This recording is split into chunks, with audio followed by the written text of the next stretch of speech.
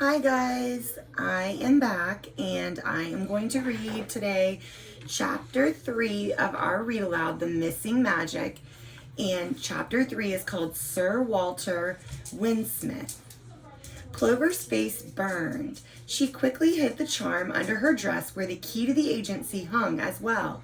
Then she slowly turned around to face Mr. Jams and Oliver, who were standing in the doorway.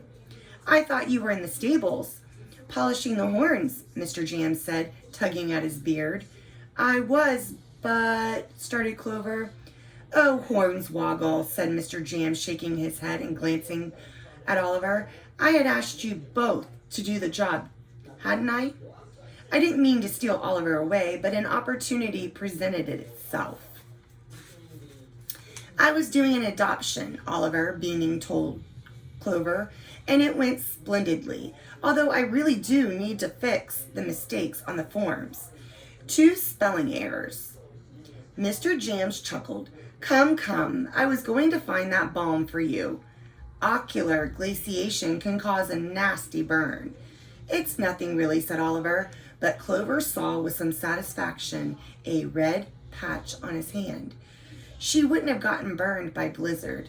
"Yes, well, a bit of bettering balm never hurt anyone," said Mr. Jams.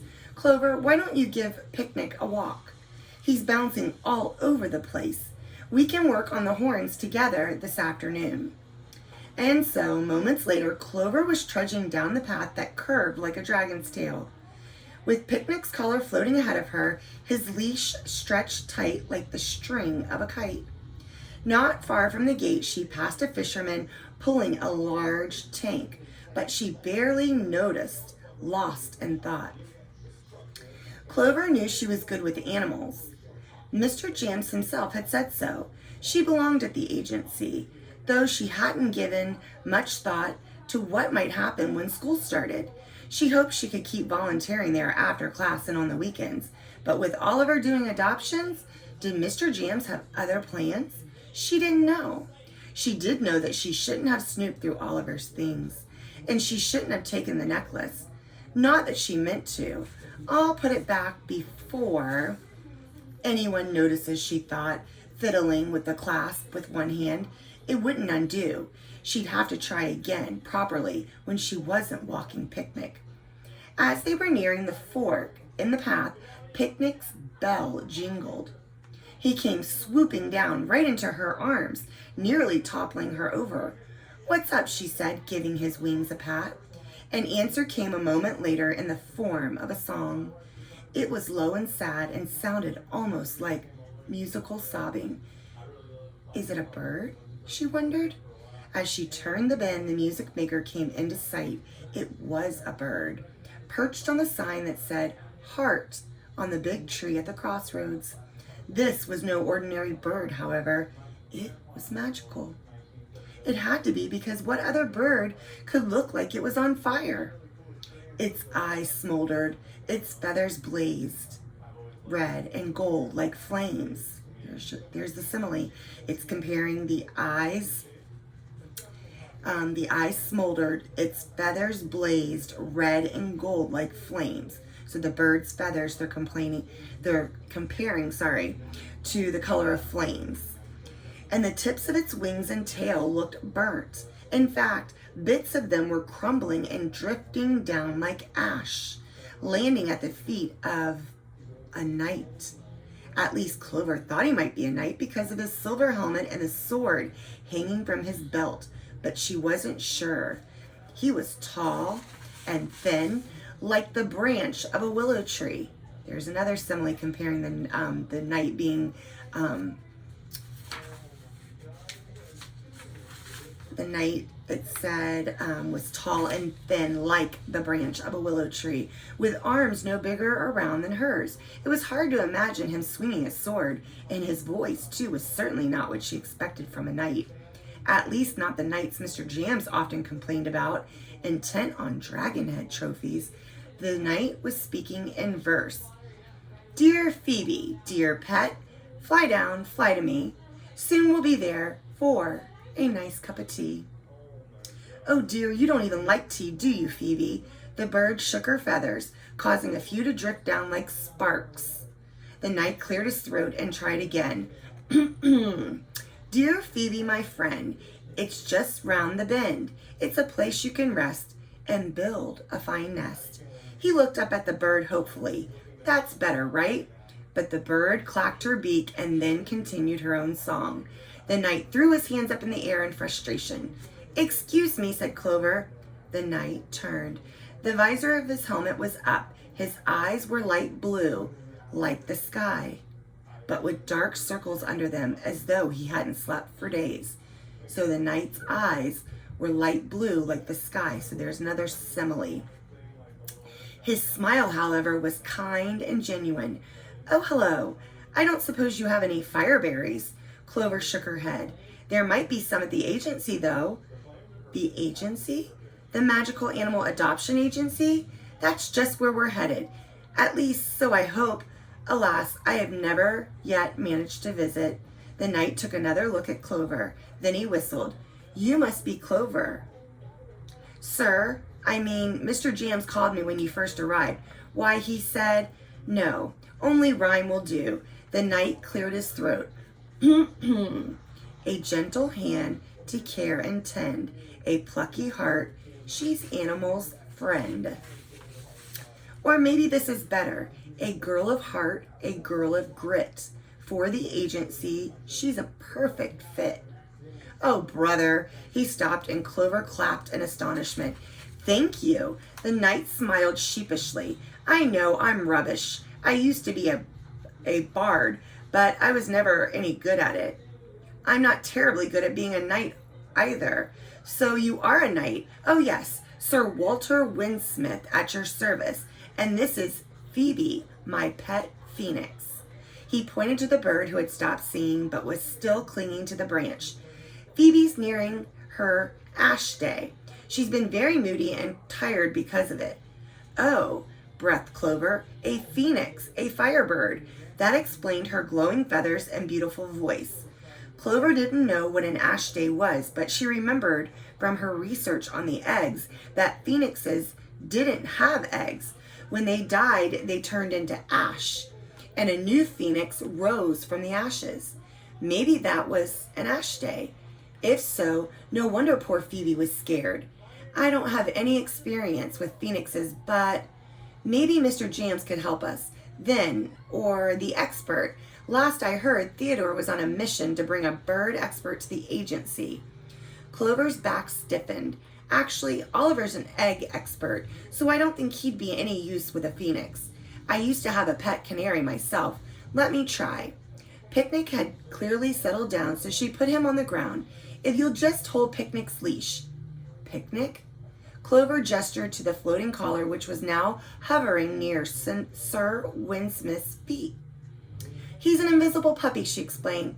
Ah, remarkable. Sir Windsmith rubbed his eyes. Why, people always say seeing is believing, but certainly not in this case. He's the perfect subject for a poem. Sure, said Clover, handing him the leash, but I think we should try to get Phoebe down first. Of course, of course. So Clover reached out her hand and called, Here, Phoebe, come here. I won't hurt you, I promise. Phoebe ruffled her feathers. A few of them mixed with ash fell to the ground. Clover tried again. Here, Phoebe, come on. But the bird didn't budge. Even from the ground, Clover could see that the gold flecks in her eyes looked pale. She was scared. It'll be okay, said Clover softly. At the agency, we have a special rookery for phoenixes. It was true, though Clover had never been inside since they had never had a phoenix. Not since she'd been there. You'll really like it there, I promise. Perhaps it was Clover's words or her steady outstretched hand, or maybe Phoebe could sense that Clover's heart was worried too. Whatever the reason, the phoenix lifted her wings, let go of the branch, and glided gracefully down to rest on Clover's shoulder. Although Phoebe was large, she was surprisingly light. Clover stayed perfectly still. She could see the phoenix's talons through her cotton dress, not sharp, but surprisingly warm, like being touched by a sunbeam. Remember, the talons are the bird's claws. And for a moment, Clover felt like a sunbeam herself. Simile, the way Clover's feeling to that of a sunbeam, happy and warm and shimmering. Oh, you did it. Wonderful work. Sir Windsmith's face lit up as he stroked Phoebe's feathers. We must get to the agency. It is so important. Too much time has been lost as it is. What with Phoebe and me blabbering on, you will show us the way, won't you? Of course, Clover said, and took Picnic's leash. Follow me. And she led the way back to the agency. She wasn't worried about the necklace or the summer ending or even Oliver. After all, it's hard to worry when you have a phoenix on your shoulder and a knight by your side. So I'm going to show you the picture of Clover with Phoebe on her shoulder.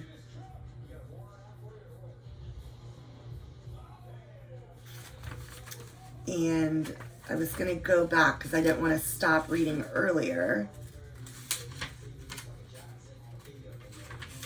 and show you. There's the picture when they were in the forest with the knight. If you can see the knight here. And then here is Phoebe. And then over here you have Clover. Okay, so chapter 4 is called A Sword and a Suitcase. So today is Monday. So for Monday, we did the read aloud, chapter 3. Tomorrow is Tuesday. So for Tuesday, we're not going to do a new chapter. Instead, you're going to do an assignment that goes along with chapter 3. So I got out the homework spiral and I looked through our reading response questions that we were doing before we left for spring break actually. So I am just looking at those, and so your assignment is going to be if you could change anything in the story, what would it be and why? So in chapters 1, 2, and 3 of The Missing Magic, if you could change any part of it so far, what would it be and why? So that's what you're going to do on Tuesday. And then Wednesday, I will see you again to read chapter 4. So I hope you guys had a great weekend. I hope you're ready to start your week. I don't know if you heard the news or not, but we won't be going back to school before the end of the school year. But hopefully shortly I will have more information to share with you on a time where you guys are going to be able to come in and pick up your things. And I do have the t-shirts we ordered. So I do have those at school, and I will make sure that you get your shirt when you come to get your things. But I do not have a date on that yet. Right now school is closed, so I can't even get to the shirts or any of my materials or your materials. So I'm really sad that we're not going to be able to go back to school before the end of the year. But I think it's really important that we all stay safe and that we just take this time to really appreciate those days that we came to school and maybe really didn't want to be at school and we were tired or we thought the work was too hard. And let's just be thankful for those times and be thankful for the time that we have now, and be even more thankful that when we get to return to school next school year. And I will be looking forward to seeing each and every one of you. And even if there's a time over the summer, once we are allowed to go back to seeing each other and not having that social distancing, I will definitely set something up because I want to see each and every one of you. I miss you so very much. So I hope you have a good rest of your day, a good rest of your day tomorrow too, on Tuesday. Remember, you're going to write about anything in the story that you could change and why, and submit it to me. And until then, from my heart to your heart, I miss you, I'm thinking of you, and I will see you very soon. Bye.